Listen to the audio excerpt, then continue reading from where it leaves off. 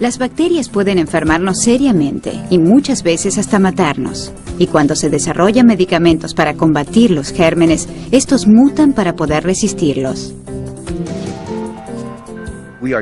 Estamos destinados a convivir con los microorganismos. Es un error pensar en la posibilidad de erradicarlos. Uno podrá lavarse todo lo que quiera, pero no podrá quitar los microorganismos de su piel. Podrá restregarse todo lo que quiera, pero no logrará quitar las bacterias de su boca. Sabemos además que las bacterias están constantemente presentes en otras partes. Nuestro intestino es un gran tubo de fermentación que burbujea, tritura y transforma cosas permanentemente. Dependemos totalmente de estas cosas y es imposible deshacernos de ellas. En realidad, menos del 1% de todas las bacterias producen enfermedades. Las demás cumplen un sinnúmero de funciones útiles para la vida cotidiana. Las bacterias constituyen la forma de vida más antigua de la Tierra. Ellas sobreviven y hasta prosperan en los ambientes más rigurosos, en los cálidos manantiales de Yellowstone, en pozos de ácido, en grietas en la tierra sin luz ni aire y cerca de pasos oceánicos, donde la temperatura del agua alcanza los 250 grados.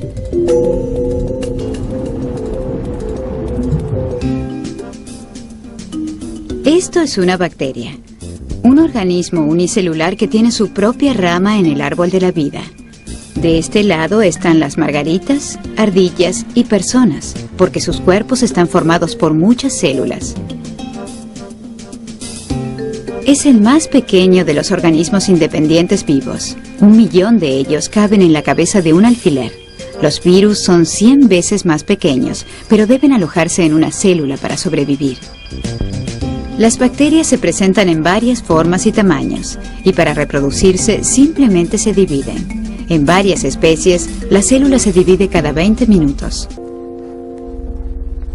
Nacemos libres de bacterias, pero en pocas horas somos colonizados por unas 400 especies de microbios en nuestra piel, intestinos, boca, narices y garganta.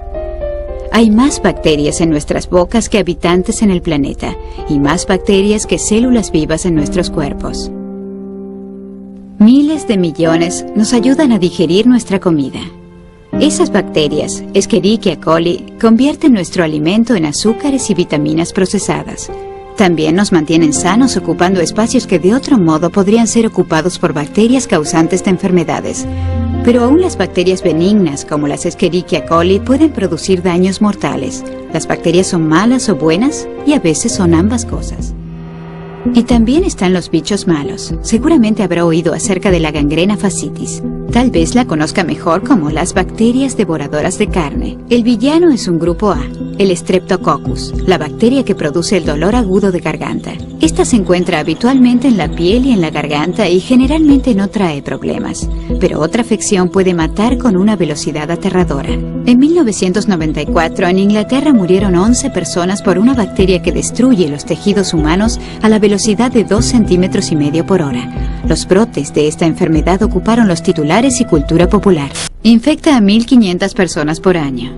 Puede parecer reconfortante que más personas son embestidas por un tren que afectadas por esta bacteria, o quizá no.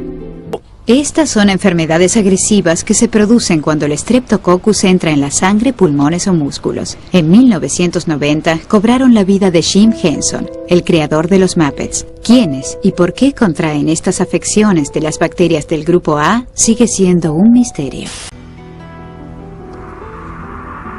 Las enfermedades bacteriales tienen una larga y brutal historia. Una de las más devastadoras fue la muerte negra o peste bubónica. En el siglo XIV, esta enfermedad causada por pulgas atravesó Europa y Asia matando a 1/3 de la población. El promedio de los casos mortales de la peste bubónica era del 90%. Sin medicamentos para combatir la bacteria, los doctores no podían hacer nada para curar las enfermedades infecciosas.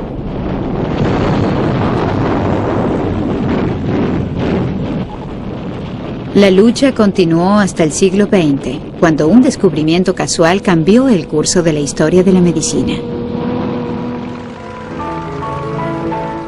En su viaje de regreso, los aéreos traen heridos a los hospitales británicos.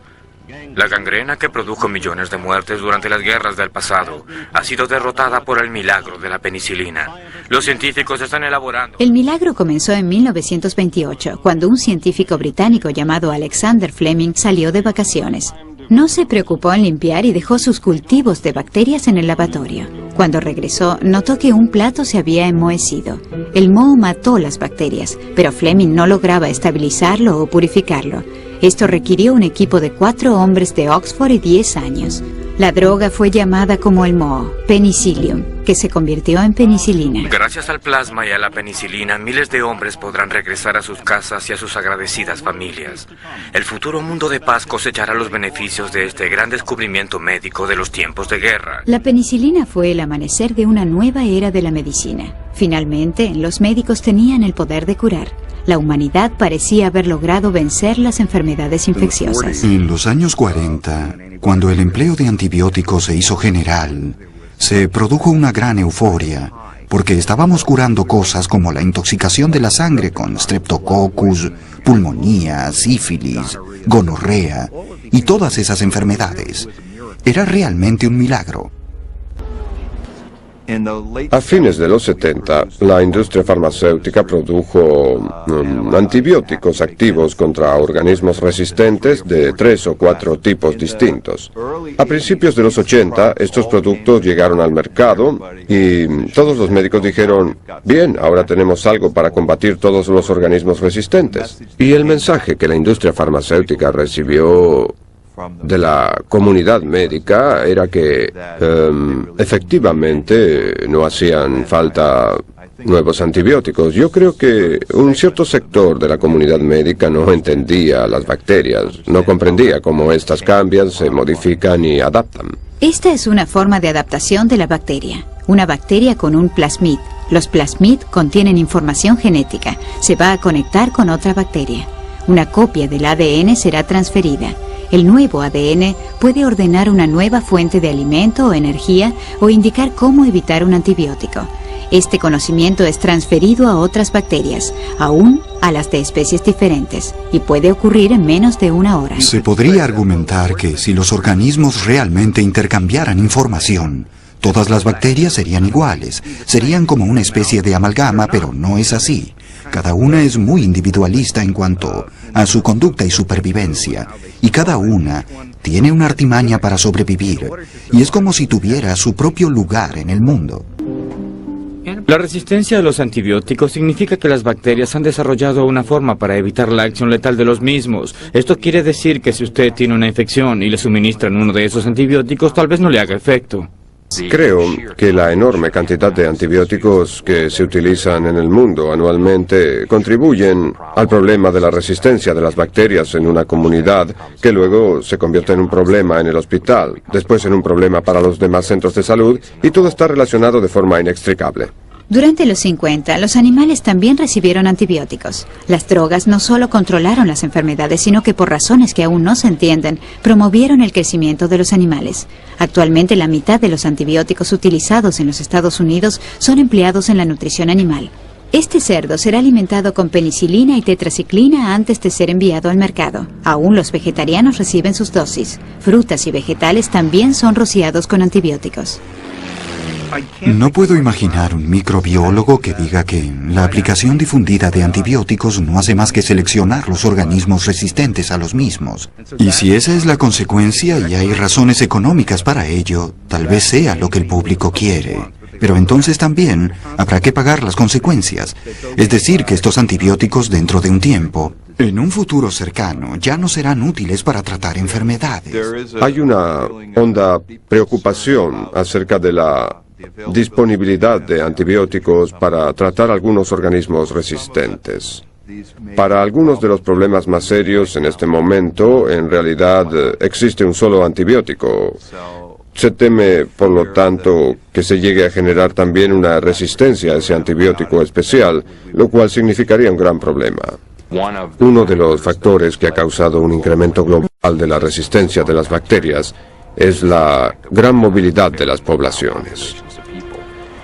Están los viajes internacionales, por medio de los cuales se puede transportar un organismo resistente de un continente a otro en menos de un día, literalmente.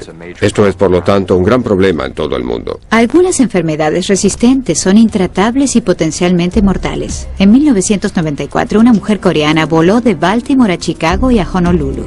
Sin saberlo, era un caso de tuberculosis activa multiresistente a las drogas. Luego de un mes, cuando la mujer murió de esa enfermedad, los pasajeros que habían viajado con ella fueron examinados. 15 resultaron positivos en tuberculosis. Estas personas podrán o no desarrollar una tuberculosis activa. Lo que aprendimos durante los últimos 50 años de la era de los antibióticos es que esta carrera continuará. Puede acelerarse porque contamos con nuevos antibióticos y tendremos nuevos tipos de antibióticos en el futuro.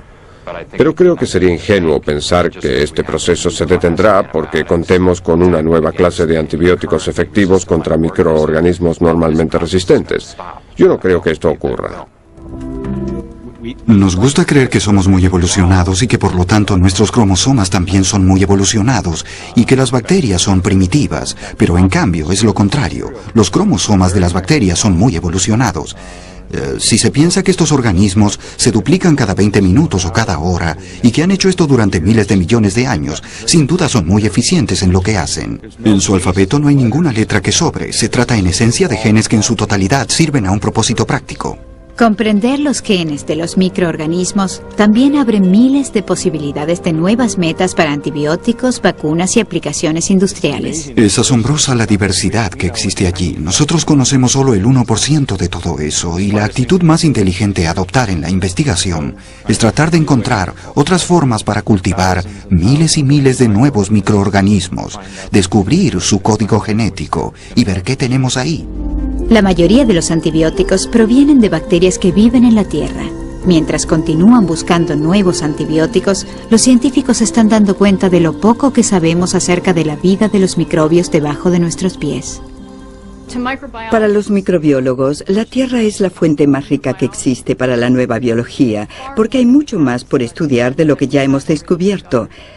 En una cucharadita de tierra hay por lo menos 1.000 millones de bacterias que podemos cultivar, pero existen muchas más bacterias, muchísimas, tal vez 100 veces más, que no pueden crecer en nuestro medio de cultivo. De hecho, es probable que solo hayamos estudiado una ínfima parte de los organismos que viven en la Tierra, al basarnos en su capacidad para crecer en nuestros platos Petri. Pero si las bacterias no crecen en el laboratorio, ¿cómo puede descubrir lo que son capaces de hacer? ¿Cómo los examina? Empiece con la Tierra.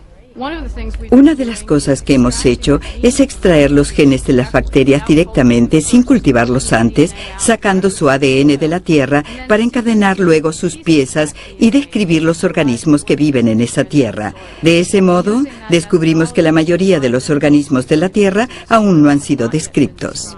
Donde hay agua en estado líquido, existe la posibilidad de vida. Sabemos que aquí en la Tierra es uno de los requerimientos esenciales.